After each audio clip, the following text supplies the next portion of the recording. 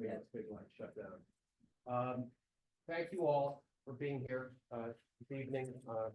I'm Golden West, moderating the memorial service this year. There are two people that I'm aware of that we are going to memorialize. I want to just make a comment that in many traditions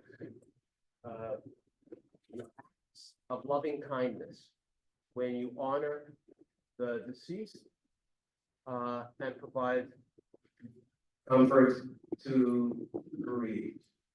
And we call them acts of loving kindness because we do them without expecting reciprocation. We do it because it is the right and decent thing. So thank you for being here this evening. And the two people that I'm aware of it are Dr. Wolfer Stewart, well, not a member of AGPA. Sadly enough, scheduled to be a faculty member here this year. And Robert Pepper is going to speak about Dr. Zur in just a moment. And then we will memorialize also B. Liebenberg, a member of AGPA for many years, a member of Mid-Atlantic for many years, and a woman who lived to a remarkable age. Is there anybody else that somebody is bringing into this room for us to memorialize today? Rob?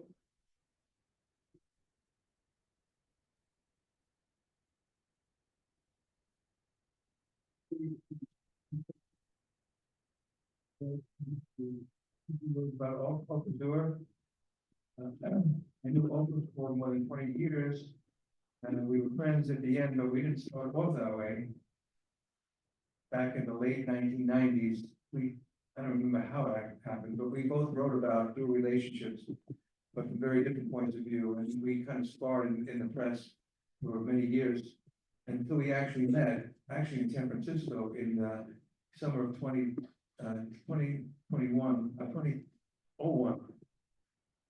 here at the hotel where there was a conference for the APA, and we were surprised about how much we liked each other, despite our differences, and that remained that way until the very end. So when I decided to do this open session about ethics and boundaries, I wanted someone who represented a balancing position on mine, which was somewhat critical.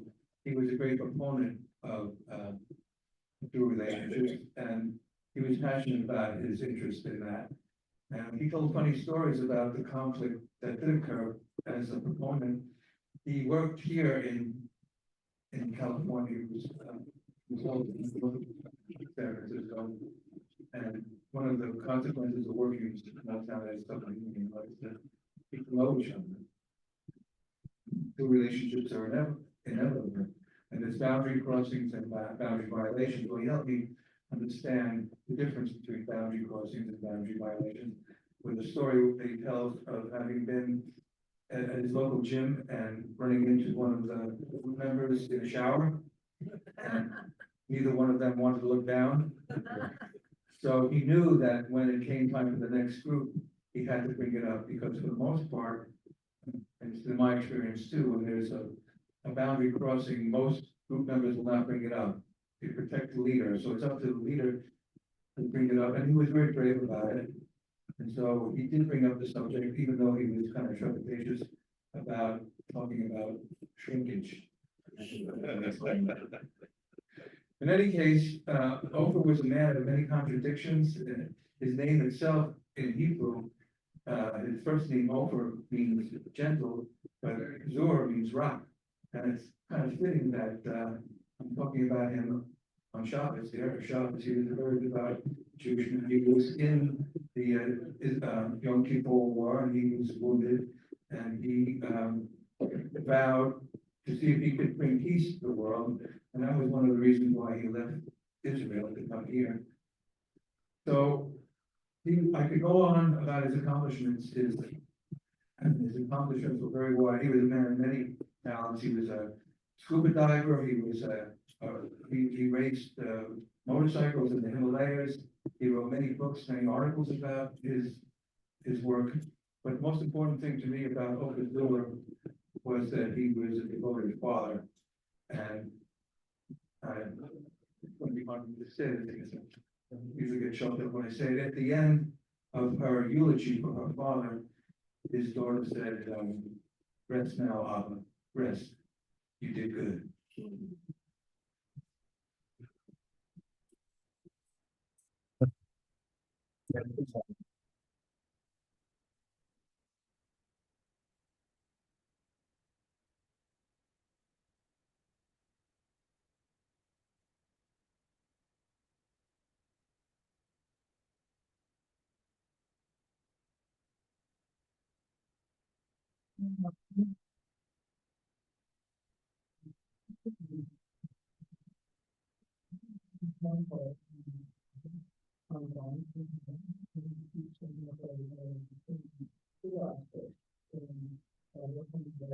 And he transformed my perspective many years ago from ethics is about rules to about power. And so every year, about 100 students read one of his articles on the different forms of power in that counseling. And the students find that at the end of the term, when I ask them, rate your top 5 influential reads, his work will rate #1 and #2 consistently. And I'm hoping that he's going to write a forward for my book on Canadian Muslim ethics. Before he went to it. I'm very sorry that he didn't. But he has left a mark in Canadian ethics for sure. But, thank you for hosting us. Thank you. Thank you, Don. Thank you, Sharon. Well, also, we have people joining us by Zoom, and we're glad that you're here with us. We're gonna now talk about the elite. So I know Marietta is going to speak. Is there anybody else who's interested in speaking? Okay. Marietta, go first up is May, wants a comment once we get to it. Oh, thank you all. Play Jolene, that was Lee's favorite song. So that was in her honor. And she loved it, and I'd go over and I would dance and she would laugh. So we all lost a treasure. And how many of you knew me? Most of you. Well, and of course, my mother. She died just January 4th. She was 105 and a half. She lived around the corner from me. So I have known her for decades at this point and feel very, very blessed to have her in my life. She, as you know, she was a master therapist, a supervisor, a mentor to so many people, both certainly in AGPA, in Washington, D.C., lots of places. She would describe herself, she would say she was a possessor of 2 dead languages, Yiddish and shorthand. And so she was on the faculty at the Washington School of Psychiatry group faculty for a very long time. She was in class with Harry Stock Sullivan, who founded the school. That's how long she goes back. At our faculty meetings, she would look at all of us and she'd say, as long as I'm here, you're all young. She got her MSW at Howard University, graduating in 1958. She was one of 2 white students in her class. And she would always say that she wanted a different experience. Such so typical of me, she would always think large in that way. And since I teach group therapy at Howard, when she was able, I would take her to my class once a semester so that the students could meet her and hear about her experience. And she was always, of course, interested in them. There was one point where she was the small group team consultant for our faculty teams. And when we stepped into a role like that, she always upped our game. She always challenged us to think more deeply about how our pairs were, how we felt about our co-leader really. Was there any erotic material that we were avoiding? I mean, she didn't let us get away with stuff, and she was really good. At one of our conferences, Molly Donovan was chairing it with some other people that weekend. And after 2 full days, one of the last things that Bee raised her hand, it was the last comment, she said, if any of the students, if any of you are having trouble at 3 a.m. this morning, tonight, please feel free to call Dr. Barry Buckman. And so when we're walking home together, because we live near the school, she said to me, I didn't want Barry to feel so left out, because Molly got a lot of attention this weekend. That was so typical of her. She was such a kind person, so thoughtful. And she was so, I think one of the things I loved so much was that she was the best cheerleader for anybody coming up. She encouraged me forever. Marietta, you need to write that. Oh, that's amazing. You have to present that. And I'm thinking, oh my God, I've got enough. Remember, Molly, you need to do that. She had people be big. She wasn't threatened by other women being big or other men being big. She didn't have to she didn't push to get all the attention. She wanted other people to get attention. I think in terms of fun, B was a lot of fun. Nobody laughed louder when my daughter's mother-in-law was planning her baby shower in a brewery. You remember that? Yeah. It was just really a lot of fun. I would take B to Costco. She would walk in, she's 95, she'd look around, she'd say, take a picture, this is amazing. And then she'd pick up a roll of a package of toilet paper, this big, I say, B, I mean, come on. It's so much fun, so I have to take pictures throughout the store. She was truly a wonderful model on how to grow old. She never complained. She was chairbound the last number of years. She never made me feel guilty with my crazy schedule. I'd get over maybe sometimes only once a week and I knew he would like me to come all the time. She never made me feel guilty. The closest it would come would be she might say, gee, it's been so long since I've seen you. And I'll say, it was just last Wednesday, B. But so that's the closest she came to expressing something that might have made me feel guilty.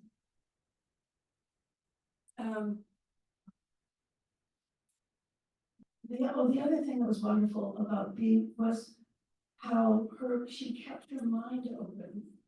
I read her several books, and then when she could no longer hold fiction, we turned to poetry. But I happened to mention that I was reading a really good book on slavery. She said, why don't you read that to me next time? You're 102. Why don't we go out on something a little cheerier, more cheery? It's like really, really interesting. But that's how she was interested in the big questions, the big issues. She was always social justice minded, always. That was always important to her. So when along the way after she retired at night too from her private practice because she did not want to die in session. She did not want to do that to anybody. So instead she set up 2 study groups in her house. People invited people over for subjects she loved to study. I mean, she kept living. She was a big thinker and a live person, lots of music and all of that. But she took a poetry class, and she would get her son to write a poem for her because she wasn't very good. And she'd get me to write a poem. I mean, she was writing these poems, right? But one of the last poems that I remember was that she would say, I don't Twitter and I don't tweet. I'm just an old lady on Ellicott Street. She was so much more than that.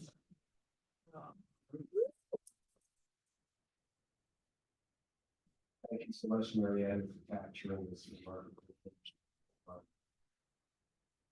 What comment? Well, B to me, I'm Debbie Cross, I'm one of our in here. B to me was the epitome of AGPA. I had the distinct pleasure, honor to be in one of her institute designate, instructor designate institutes in 1999. And it was probably the most eye-opening and best experience that I've ever had in AGPA. And I've been coming to AGPA for many, many, many years. And B was, as you said, always cheering people on, never hesitated to drop what she was doing to counsel you, to answer a question, to, spur you on, to do more, to look for more. She was such a wonderful woman. We could not ask for a better person. Thank you, Deborah. Yes, Lauren, please. Hi, I'm Lauren. I'm Marietta's daughter. And I also, this is a lot I have to go around here. I also got to hear on the street from B. She had so much wisdom, just for every stage of my life. And when I went back to become a social worker, she was right there for anything. When I got really, when I got really fucking mad at you, as kids will, I could always go to B's house and she would welcome me and validate me, and not that you were right, or I was right all the time, but she was always there. When I got in a really bad situation, professionally at a group practice that I didn't understand, I was so confused and lost. I could go to B, and she immediately cut through and directly was like, here's what's happening, here's where you need to go. And that was so valuable to me. My son would come over sometimes, and he struggles to be seen as a little boy. And she always made him feel cherished, which is the most wonderful gift that a mother could ask for of someone for her own kid. And then I think I just really wanted to say, because I've mentioned it, and some people here kind of healing for them, that the last gift that B really left me with was in her final hours, in her final days, Mom and I were able to be there with her and hold her hand and play Jolene. And I thought it would be scarier than it was. And it was a really, really beautiful and very healing for me to be able to be truly present with somebody as they were passing. And it was just like the final piece of wisdom and gift that she could give me. And I miss her greatly. And yeah, I just wanted to say that. Thank you, Lauren. I did not know B, even though she lived around the corner from Marietta. But I want to express gratitude to the two of you for being such a deep, caring, loving part of her family for years. Thank you.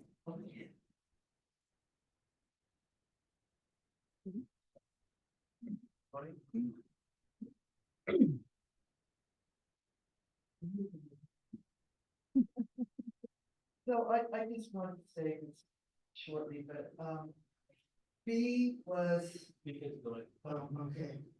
How did it want me? B made me so proud to be a social worker, to be a woman in this organization. And I was one of the people that she cheerleaded. And she was probably not just in this organization, but one of the most influential people in my life that really made that kind of impact on me. I will never forget it.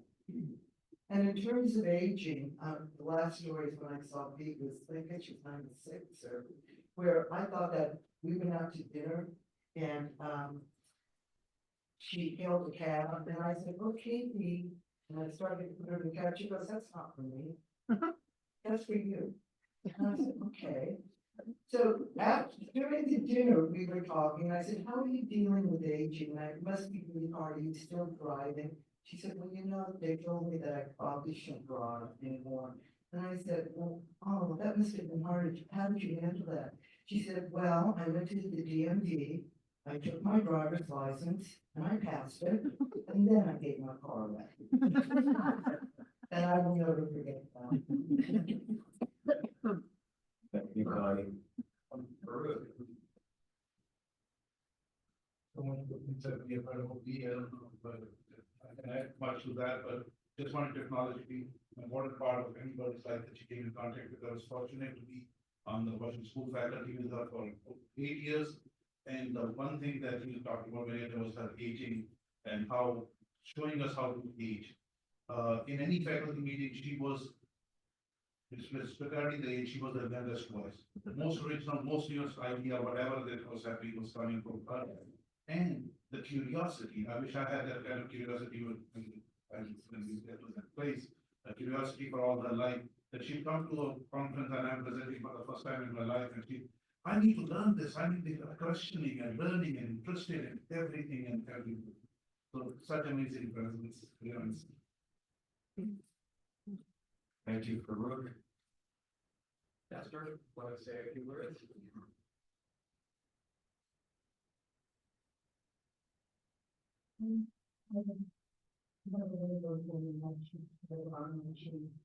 I hope that she and I would have been related at this point because she took her grandson David Harris, spent time into our granddaughter Harvey Harris. When his come out, he was absolutely impossible. She loved Harper because Harper took very good care of David. So they would hang out together and they would fight together. So, they really want to marry. I just don't know it. Harper lives in Washington. She had presented to and Marietta will let me know about him.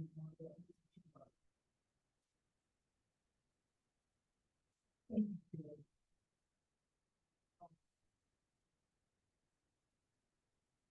Yes, sir. Lives well lived. I think we'll stop there. No. Oh, I didn't see your hand.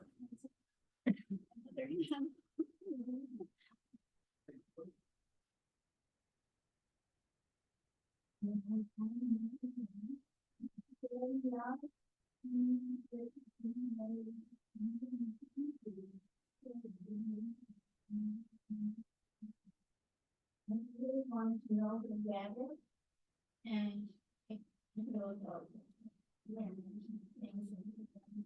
things because I didn't have that because I thought about all that. I didn't have access. But I was very young and it was at the time that she and Pearl were a team and they were co-leading the Institute. And it was such a great introduction to AGPA because both of them, they worked as a team in tandem and they were so full of joy and warmth and generosity. And they took the Institute committee out to an incredible restaurant and had us be a group together. It was very personal and it was like heaven, that's all I can say. And every time I saw her, which I'm sure she did with everything here, that warmth and that joy just gave you a gift. So, thank you.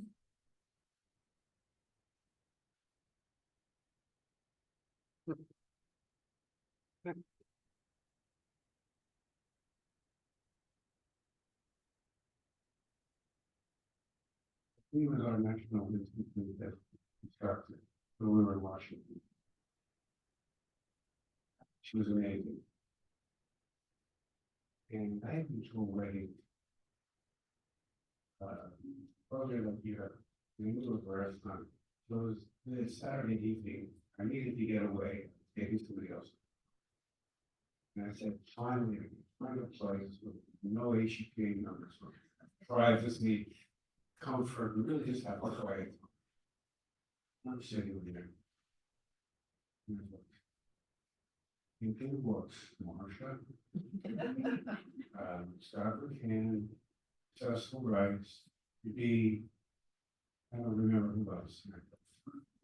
No privacy, and what I do is I decide I send a bottle of champagne to that table.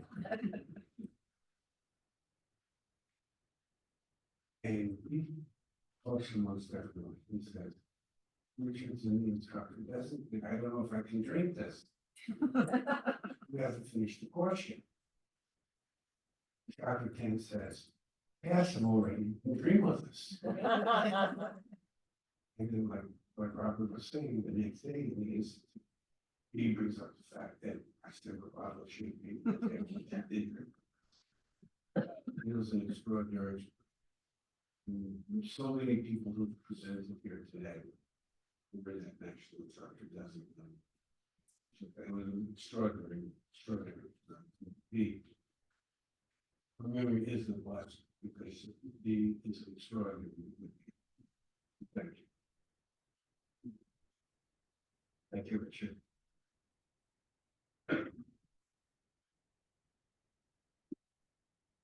Thank you all for honoring these two remarkable people. Have a good evening and Shabbat Shalom to those who I celebrate. Thank you.